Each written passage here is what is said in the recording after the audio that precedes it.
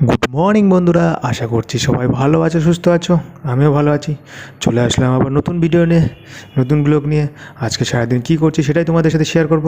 তো আজকে হাসপাতালে গিয়েছিলাম গিয়ে ডাক্তার দেখাতে, সেটা অবশ্যই তোমাদের সাথে শেয়ার করব। তো দেখতে থাকো পুরো ভিডিওটা। তো সকালে দেখতে পাচ্ছ চিড়ের উপমা রান্না করেছিল মা, সেটাই খাওয়া দাওয়া করছি। আর মেডিসিন আছে, এরপরে মেডিসিন খাবো।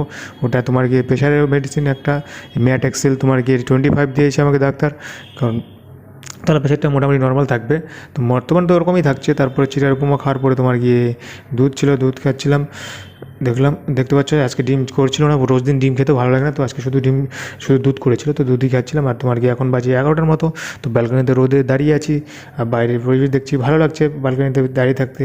আর আছি কিছুদিন, তো এখানে থাকি, তারপর তো বাড়ি চলে যাব আর কি। তো তাই বাইরে একটু আবহাওয়াটা নিচ্ছি, রোদের মধ্যে ভালো লাগে বসে থাকতে। বাড়িতে গেলে সুবিধা হবে, বাইরে বসে থাকা যাবে, থাকা যাবে। আমাদের বাড়ি তো দেখছোই কেমন। তো এটাই। তার আজকে তারপরে দুপুরে চান টান করে ফ্রেশ হয়ে নিলাম। ফ্রেশ হয়ে দুপুরে লাঞ্চ চলে আসলো, দেখতে পাচ্ছ। তো লাঞ্চ মা আজকে রান্না করেছিল ছানা তরকারি, যেটা ডবল টোনের দুধটাই খাই আমি। 2 প্যাকেট দুধ এনেছিল, 1 প্যাকেট দুধ দিয়ে ছানা বানিয়েছিল। আর ছানা তরকারি করেছিল গাজর দিয়ে আর পেঁপে দিয়ে, একটা ছানার তরকারি করেছিল। আর ডাল করেছিল। আর ডালের মধ্যে লাউ দিয়েছিল, আর গাজর দিয়েছিল, এর দুটোই দিয়েছিল। তো এটা দিয়ে আজকে খাওয়া দাওয়া করছিলাম। এই দুটো আইটেমই ছিল আজকে।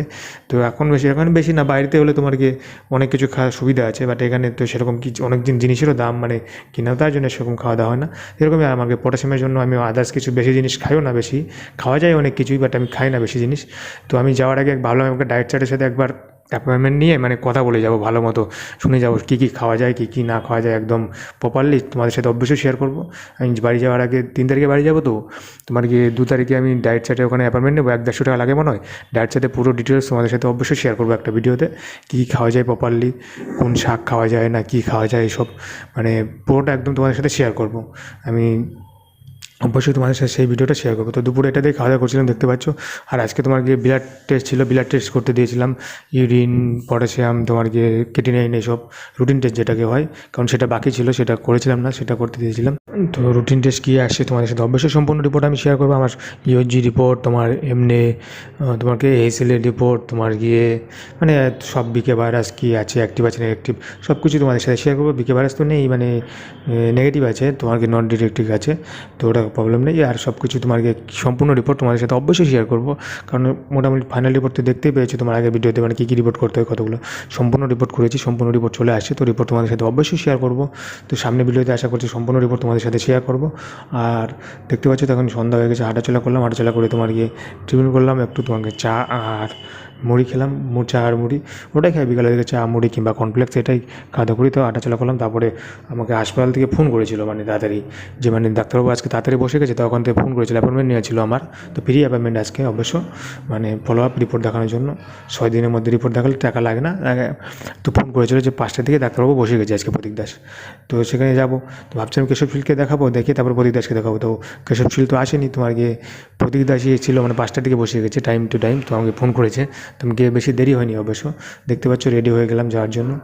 তো একদম এখন যাচ্ছে, বাজে 6টা। ভাবলাম যে রান্না টান্না করে পরে খাওয়া দাওয়া করে যাবো, একদম 8টার পরে যাবো, কারণ লেট হয়ে যায়, তার জন্য। তা হলো না সেটা, কারণ রান্না করে রুটি ভেজে রাখছি, ভেজে নিয়ে ফোন করে দিল, তার জন্য রুটি সবজি ভেজে রাখলাম, বলা যায় না আবার যদি দেরি হয়, তার জন্য করে রেডি হয়ে বেরিয়ে গেলাম রাস্তায়। দেখতে পাচ্ছ হাসপাতাল থেকে রওনা দিয়ে গেছি, এখন 6টা পার হয়ে গেছে, 6টা 6:30। আর কিছু রিপোর্ট আমার পিডিএফ বের করতে হবে, কারণ এসসিবি আরএনএ পিডিএফগুলো বের করা হয়নি, কম্পিউটার দোকানে গিয়ে বের করতে হবে। আর বাকি রিপোর্ট আমি হসপিটাল থেকে পেয়ে যাবো। আর ট্যাগ লেভেল কত আসে সেটা তোমাদের সাথে শেয়ার করবো। তো হাসপাতালে দেখতে পাচ্ছ চলে আসলাম, তো বেশি টাইম লাগেনি। তো তারপর ওখান থেকে হাসপাতাল থেকে রিপোর্ট দেখে ডাক্তারের সাথে দেখা করে তো চলে আসলাম দেখে। তো ডাক্তার কী বলে সেটা অবশ্যই তোমাদের সাথে শেয়ার করবো। আর রাতে তারপরে ডিনারে রুটি তো ভেজে গেছিলো, আর সবজিটা শুধু গরম করলো, সবজি করেছিল, সবজি করে গেছিলো, শুধু গরম করে সবজিটা গরম করে এখন দিল, সেটাই খাচ্ছিলাম রাতে। তো ডাক্তার কী বললো তোমাদের সাথে অবশ্যই শেয়ার করবো। তো কালকে তো কেশবশীলের সাথে দেখানো হয়নি, দেখি যাওয়ার আগে 3 তারিখে যাবো। তো 2 তারিখে লাস্ট কেশবশীলের সাথে আবার একবার দেখা করে, এবার অ্যাপয়েন্টমেন্ট নিতে হবে, এমনি দেখা করে যাবো। তো অবশ্যই তোমাদের সাথে শেয়ার করবো পুরোটা। তো রাতে এটা দিয়ে খাওয়া দাওয়া করছিলাম, খাওয়া দাওয়া করে শুয়ে বললাম, দেখতে পাচ্ছ। তো বেশি দেরি হয়নি, 8টার আগে চলে আসলাম। ট্যাক্রোমাস মেডিসিন খাওয়ার আগে চলে আসলাম। 8:45 দিকে বাড়িতে চলে আসি দেখি 7টার দিকে তোমার ডাক্তার, 7:30টার মধ্যে আমার ডাক্তার দেখানো ওখানে হয়ে গেছে। কারণ আগে বসে আমি ফাঁকাই ছিলাম, জেনে বললাম, তো আমার নাম পেরিয়ে গেছিলো। আমার নাম 15 নাম্বার ছিল লিস্টে, তো 15 নাম্বার পেরিয়ে গেছিলো। তো বেশি দেরি হয়নি, তো ওখানে ডাক্তার দেখিয়ে তারপরে গিয়ে তো বাড়িতে এসে খাওয়া দাওয়া করলাম। ওকে, দেখা হবে পরে ভিডিও। আর সামনে ভিডিও তোমাদের অবশ্যই আমার পুরো রিপোর্টটা শেয়ার করবো। তো ভিডিওটা অবশ্যই সবাই একটা লাইক করে দেবে। আর সবাইকে থ্যাংক ইউ। সবাই ভালো থাকো, সুস্থ থাকো, এটাই চাই। আর নিজের খেয়াল রাখবে সবাই। বাই।